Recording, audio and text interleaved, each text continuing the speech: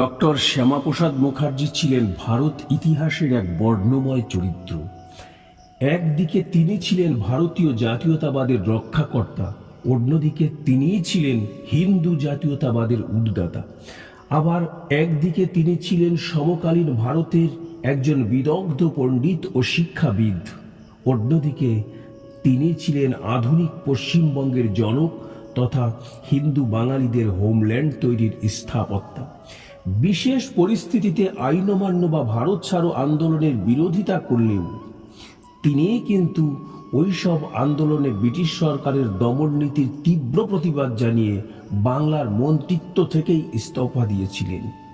আবার কেউ কেউ তাকে ইসলাম বিরোধী বলে দাগিয়ে দিতে চাইলেও তিনি কিন্তু কবি নজরুল ইসলামের চরম দুর্দিনে, যখন ফজলুল হক, খাজা নাজিমুদ্দিন শেখ সুহরাওয়ার্দীর মতো মুসলিম নেতারাও কবির দিক থেকে মুখ ফিরিয়ে নিয়েছেন, তখন কবির এই চরম দুঃসময়ে কবিকে পরম বন্ধুর মতো সাহায্যের হাত বাড়িয়ে দিয়েছিলেন।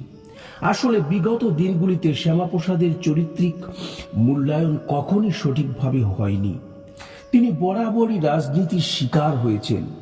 ভারতীয় রাজনীতিতে তার ভূমিকাকে খাটো করে দেখিয়ে ইতিহাসের বিকৃতি ঘটানোই যেন বিগত ক্ষমতাসীন নেতৃবৃন্দের একটি ট্র্যাডিশন হয়ে দাঁড়িয়েছিল। কিন্তু ইতিহাসকে বেশি দিন চেপে রাখা যায় না, তা আবারও প্রমাণ হলো। এখন সময় এসেছে ডক্টর শ্যামাপ্রসাদের জীবনাদর্শের প্রকৃত মূল্যায়ন করার।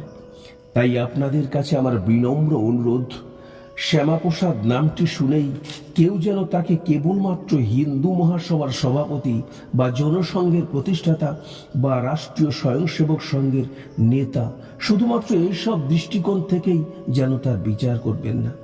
কারণ এটি ছিল তার জীবনের একটি অংশ মাত্র, এটি কিন্তু তার সমগ্র জীবন ছিল না।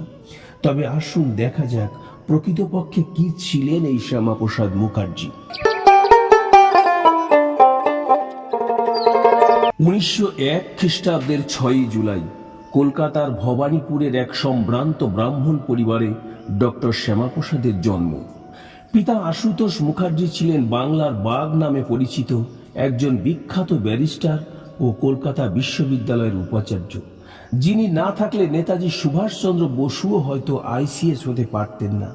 কারণ ওটেন সাহেবের ঘটনায় যখন সুভাষচন্দ্রকে কলেজ থেকে রাস্টিকেট করা হয়, তখন এই আশুতোষ মুখার্জি তাকে স্কটিশাস কলেজে ভর্তি করে পুনরায় পড়াশোনার সুযোগ করে দিয়েছিলেন। শ্যামাপ্রসাদের মাতা যোগমায়া দেবীও ছিলেন একজন বিদগ্ধা নারী। তাদের আদি নিবাস ছিল পশ্চিমবঙ্গের হুগলি জেলার জিরাটের অন্তর্গত বলাগড় গ্রামে। শ্যামাপ্রসাদ ছিলেন পিতামাতার দ্বিতীয় পুত্র এবং তৃতীয় সন্তান। তার বাল্য নাম ছিল বেনি, কিন্তু তুলনামূলক অন্যান্য ভাই বোনদের চেয়ে তার গায়ের রং শ্যামলা হওয়ায় তাকে শ্যামা বলেই ডাকা হতো, যা শেষ পর্যন্ত তার নামকে শ্যামাপ্রসাদে পর্যবসিত করেছিল। কেউ ভাবতে পারেনি যে বাঘের বাচ্চা হিসাবে বেড়ে ওঠা এই শিশু একদিন সমগ্র ভারতে যে সিংহের গর্জন দেখাবে, যা তাকে ভারত কেশরী আখ্যায় পর্যবসিত করবে।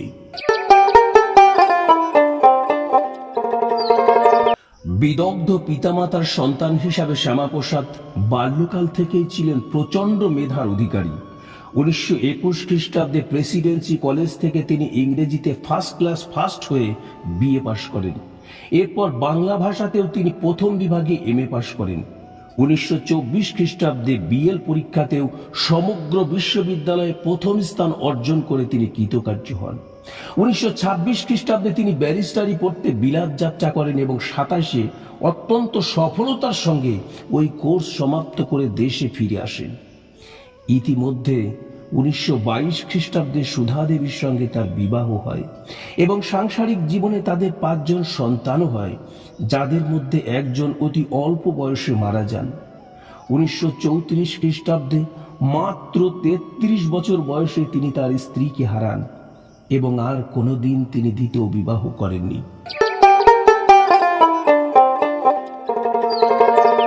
পিতার মৃত্যুর পর মাত্র 22 বছর বয়সে 1923 খ্রিস্টাব্দে তিনি বিশ্ববিদ্যালয়ের সেনেটের সদস্য নির্বাচিত হন। 1934 খ্রিস্টাব্দে মাত্র 33 বছর বয়সে সর্বকনিষ্ঠ হিসাবে তিনি কলকাতা বিশ্ববিদ্যালয়ের উপাচার্য নির্বাচিত হন এবং 1938 খ্রিস্টাব্দ পর্যন্ত তিনি ওই পদে আসীন ছিলেন। মাত্র 4 বছরের এই সময়কালে উপাচার্য হিসাবে তিনি বহু ক্ষেত্রে যুগান্তকারী পরিবর্তন এনেছিলেন। তিনি প্রথম বিশ্ববিদ্যালয়ে ইংরেজি মাধ্যমের আধিপত্যকে ভেঙে বাংলা মাধ্যমের ব্যবস্থা করেছিলেন। এছাড়া বিভিন্ন শাখায় পড়াশোনার সূত্রপাতের পাশাপাশি মেয়েদের জন্য গার্হস্থ্য বিজ্ঞানের সূত্রপাত, কৃষিবিদ্যা শিক্ষা, শিক্ষক প্রশিক্ষণ ব্যবস্থা চালু, স্টুডেন্ট ওয়েলফেয়ার বোর্ড স্থাপন, বাংলাতে ছোট ছোট পুস্তিকা প্রকাশ, চীনা ভাষার চর্চা, পাঠাগার নির্মাণ প্রভৃতি বহুবিধ বিষয় প্রবর্তনের মাধ্যমে বিশ্ববিদ্যালয়ের খোল নলচে তাকে আধুনিকভাবে ঢেলে সাজিয়েছিলেন। বাংলার সাথে সাথে হিন্দি, উর্দু, অসমিয়া প্রভৃতি ভাষারও গুরুত্ব দেওয়া হয়েছিল। তাছাড়া কমিউনিকেশন ইঞ্জিনিয়ারিং কোর্স প্রবর্তন, জনস্বাস্থ্য, মনস্তত্ত্ব, গণিত, অ্যারোনটিক্যাল পঠন পাঠনও তারই অপূর্ব অবদান। ইসলামিক সংস্কৃতির উন্নয়নের জন্য তিনি বিশ্ববিদ্যালয়ে ইসলামিক বিভাগের প্রতিষ্ঠা করেন। তিনি প্রথম বাংলা ভাষাতে পিএইচডি গবেষণার থিসিস দাখিল করার অনুমতি দেন। 1937 খ্রিস্টাব্দে তিনি কবিগুরু রবীন্দ্রনাথ ঠাকুরকে বিশ্ববিদ্যালয়ে আমন্ত্রণ জানিয়ে বাংলাতে সমাবর্তনী ভাষণের অনুরোধ জানান। কবিগুরু কিন্তু সেদিন তার ভাষণ দানের পাশাপাশি বিশ্ববিদ্যালয়ের জন্য একটির বদলে 2টি গান রচনা করেছিলেন, যে গানগুলি হলো চলো যাই এবং শুভ কর্মপথে ধরণী পড়ে। 1937 খ্রিস্টাব্দের 24শে জানুয়ারি বিশ্ববিদ্যালয়ের প্রতিষ্ঠা দিবসে কবিগুরুর চলো যাই গানটি গীত হয় এবং পরবর্তীকালে 2007 সালে বিশ্ববিদ্যালয়ের সার্ধশতবর্ষের অনুষ্ঠানে তার শুভ কর্মপথে ধরণী পথে গানটিও গাওয়া হয়। 1938 খ্রিস্টাব্দে তার উপাচার্যের সময়কাল সমাপ্ত হলে তার এই বিশাল অসামান্য অবদানের জন্য বিশ্ববিদ্যালয়ের সিনেট তাকে সাম্মানিক ডিলিট উপাধি দেয়। প্রকৃতপক্ষে 1929 খ্রিস্টাব্দ থেকেই তিনি রাজনীতিতে প্রবেশ করেন, কারণ ওই বছর তিনি কংগ্রেস প্রার্থী হিসাবে বিশ্ববিদ্যালয় এলাকা থেকে বঙ্গীয় আইন পরিষদে নির্বাচিত হন। কিন্তু 1930 খ্রিস্টাব্দে কংগ্রেস পরিষদ বর্জন করলে তিনি পদত্যাগ করেন। আবার বিশ্ববিদ্যালয়ের স্বার্থের কথা ভেবে পরে ওই অঞ্চল থেকেই তিনি নির্দল প্রার্থী হিসাবে পুনর্নির্বাচিত হন। 1937 খ্রিস্টাব্দে তিনি প্রথম প্রাদেশিক নির্বাচনে জয়লাভ করেন। ওই নির্বাচনেই একে ফজলুল হক মুসলিম লীগের সমর্থনে বাংলায় সরকার গঠন করে। কিন্তু 1941 খ্রিস্টাব্দে ফজলুল হকের উপর থেকে মুসলিম লীগ সমর্থন তুলে নিলে শ্যামাপ্রসাদ ফজলুল হককে দ্বিতীয় জোট সরকার গঠনে সহায়তা করেন এবং তিনিই হন ওই সরকারের অর্থমন্ত্রী। 1942-এর 20শে নভেম্বর পর্যন্ত তিনি ওই পদে আসীন ছিলেন। এই ফজলুল হক মন্ত্রিসভায় থাকাকালীন সময়ের সবচেয়ে উল্লেখযোগ্য ঘটনা হল কবি নজরুল ইসলামের চরম অসুস্থতা। কবির শাশুড়ি গিরিবালা দেবীর ওই সময়কার বিভিন্ন চিঠিপত্র থেকে জানা যায় যে অসুস্থ কপোর্দকশূন্য কবির চিকিৎসার জন্য কবি পরিবার যখন বাংলার হিন্দু মুসলিম নেতৃবৃন্দের দ্বারস্থ হলেন, তখন তারা প্রায় সবাই মুখ ফিরিয়ে নিলেও শ্যামাপ্রসাদই তার চিকিৎসার ব্যবস্থা করেছিলেন, যে কথা কবি পরবর্তীকালে একটি পত্রের মাধ্যমে নিজেই ব্যক্ত করেছিলেন। অনেকে তাকে সমালোচনা করেন যে তিনি নাকি আইন অমান্য বা ভারত ছাড়ো আন্দোলনের বিরোধিতা করেছিলেন। একথা স্মরণ রাখা প্রয়োজন যে ওইসব আন্দোলনের দমন নীতির প্রতিবাদ করেই কিন্তু তিনি বাংলার মন্ত্রিত্ব থেকে ইস্তফা দিয়েছিলেন। আসলে প্রথমে তিনি এই আন্দোলনগুলির পদ্ধতিগত ত্রুটির সমালোচনা করলেও আন্দোলনগুলিতে যে তার নৈতিক সমর্থন ছিল তার পদত্যাগের ঘটনাই তার শ্রেষ্ঠ প্রমাণ। কারণ ভারত ছাড়ো আন্দোলনে ইংরেজ সরকারের দমন নীতির তীব্র প্রতিবাদ করেই তিনি বাংলার মন্ত্রিত্ব থেকে ইস্তফা দেন। বাংলার জেলবন্দীদের দুর্দশা লাঘবের দিকেও ছিল তার তীক্ষ্ণ দৃষ্টি। তিনি জেলবন্দীদের লেখাপড়ার ব্যবস্থাও করেছিলেন, উপাচার্য বা মন্ত্রী হিসাবে নয়। এক্ষেত্রে তার ব্যক্তিগত উদ্যোগও ছিল চোখে পড়ার মতো। এখন যেখানে মনীষা গ্রন্থালয় অবস্থিত, সেখানেই ছিল একসময় স্মৃতি বুক নামে একটি বইয়ের দোকান। এই দোকান থেকেই জেলবন্দীদের পাঠ্যপুস্তক সরবরাহ করা হতো। বেশিরভাগ ক্ষেত্রে ব্যক্তিগতভাবেই তিনি এর খরচ বহন করতেন। এদিকে 1938 খ্রিস্টাব্দ থেকেই তিনি সাভারকারের প্রভাবে প্রভাবিত হতে থাকেন এবং যোগ দেন হিন্দু মহাসভায়।